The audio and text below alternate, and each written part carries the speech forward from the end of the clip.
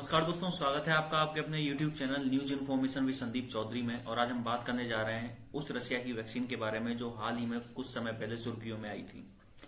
हाँ जी, नाम है उसका स्पुतनिक 5।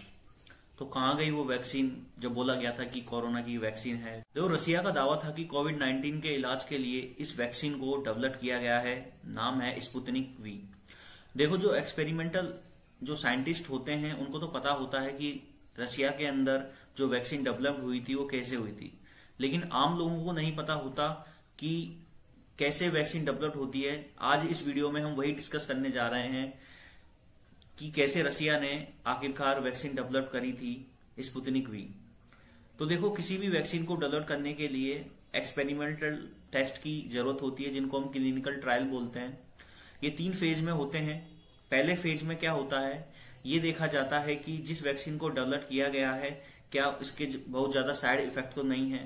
पहले 100 पर्सनों को ये वैक्सीन दी जाती है फर्स्ट फेज के अंदर। फिर देखा जाता है कि इसके कोई साइड इफेक्ट्स तो दिखाई नहीं दे रहे इन 100 पर्सनों के ऊपर।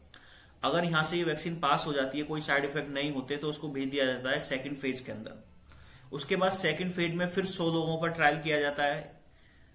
वैक्सीन की इफेक्टिवनेस चेक की जाती है, देखी जाती है कि ये ड्रग कितनी इफेक्टिव है और वास्तव में बीमारी को सही कर पाएगी या नहीं कर पाएगी। और लास्ट में तीसरे फेज में जब ये जाती है वैक्सीन, तो उस पर 1000 लोगों को टेस्ट किया जाता है। 1000 लोगों को ये वैक्सीन दी जाती है और लोगों को 2 ग्रुप में बांट दिया जाता है, ग्रुप फर्स्ट और ग्रुप सेकंड। ग्रुप फर्स्ट के लोगों को एक अल्टरनेटिव मेडिसिन दे दी जाती है, कोई भी मेडिसिन दे दी जाती है, और ग्रुप सेकंड के लोगों को वो पर्टिकुलर मेडिसिन दी जाती है जिसको हमको टेस्ट करना है।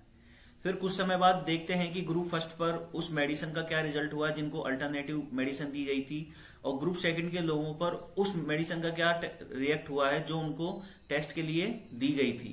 मतलब कुल मिला के ये है कि देखा जाता है कि वैक्सीन का उन लोगों पर क्या असर हुआ है। इसे कहा जाता है रेंडमाइज क्लिनिकल ट्रायल। मतलब रैंडम रूप से पूरे ट्रायल को कंडक्ट किया जाता है। ये तीसरे फेज में होता है। और चौथे फेज में क्या होता है कि मार्केटिंग के बाद भी सर्विलेंस की जाती है कि वैक्सीन अब लोगों को दी जा रही है, लोगों पर इसका क्या असर हो रहा है। वैक्सीन का डेटा इकट्ठा किया जाता है कि वैक्सीन को फर्दर इंप्रूव कैसे और किया जा सकता है। देखो, इस पूरी प्रोसेस होने में कम से कम 12 से 18 महीने का समय लगता है।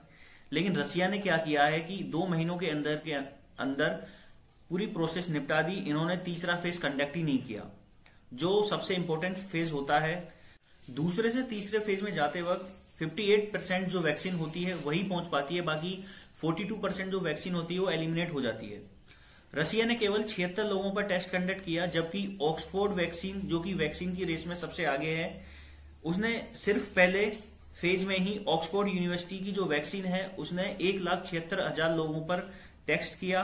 तो आप सोचकर देखिए कि रसिया ने किस प्रकार से स्टैंडर्ड प्रैक्टिस है उसे इग्नोर कर दिया है। इवन देखो, एक सर्वे के अनुसार रसिया के जो डॉक्टर्स हैं, रसिया के अंदर डॉक्टर्स हैं, उनका कहना है कि हमें अपनी वैक्सीन पर विश्वास नहीं है। और इवन आपको याद होगा कि ऐसा ही भारत के अंदर आईसीएमआर ने कहा था। आईसीएमआर ने बोला था कि हम 15 अगस्त को वैक्सीन लॉन्च करने वाले हैं, आप जल्दी से जल्दी जितने हो सके उतने ट्रायल कीजिए। उसके बाद तो सारे साइंटिस्ट जो हैं और जो ड्रग मैन्युफैक्चर जो कंपनीज हैं, उन्होंने बोला कि भाई आप ऐसा मत कीजिए, इससे तो इंडिया की बेइज्जती हो जाएगी।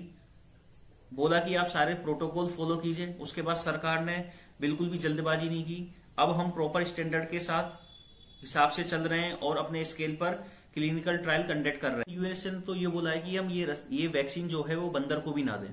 तो देखो, रसिया से इससे काफी नुकसान होगा। रसिया एक प्रकार से वैक्सीन की जो नेशनलिज्म की पॉलिसी है वो अपना रहा है, अपनी देश की जनता को दिखाना चाहता है कि देखो हम वैक्सीन को कितना जल्दी डेवलप कर दिया है, लेकिन प्रॉपर स्टैंडर्ड को भी फॉलो नहीं किया रसिया ने।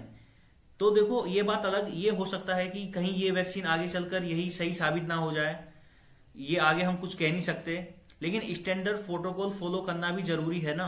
तो विश्वास लोगों का खराब हो जाता है अगर हम स्टैंडर्ड प्रोटोकॉल को फॉलो नहीं करेंगे। और इसका सीधा सीधा असर होगा कि बहुत से लोग, जैसा कि आपको पता है कि पोलियो की वैक्सीन नहीं लेते, उनको डर लगता है कि वैक्सीन लेने से कहीं शरीर को नुकसान ना पहुंच जाए या इनफर्टिलिटी ना हो जाए।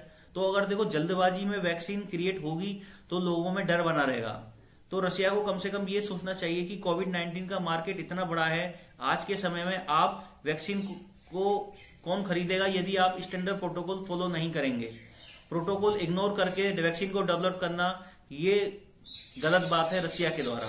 तो ये जो रसिया के द्वारा एक दवाई तैयार की थी स्पुतनिक वी, तो उसका प्रॉपर तरीके से प्रोटोकॉल फॉलो ना करने के कारण उसको वहीं रोक दिया गया है ताकि डिस्ट्रीब्यूशन ना हो अदर कंट्रीज में। तो ये था हमारा वीडियो आज। आई होप आपको वीडियो अच्छा लगा होगा। वीडियो अच्छा लगा तो वीडियो को शेयर, सब्सक्राइब, लाइक जरूर करें। Thank you.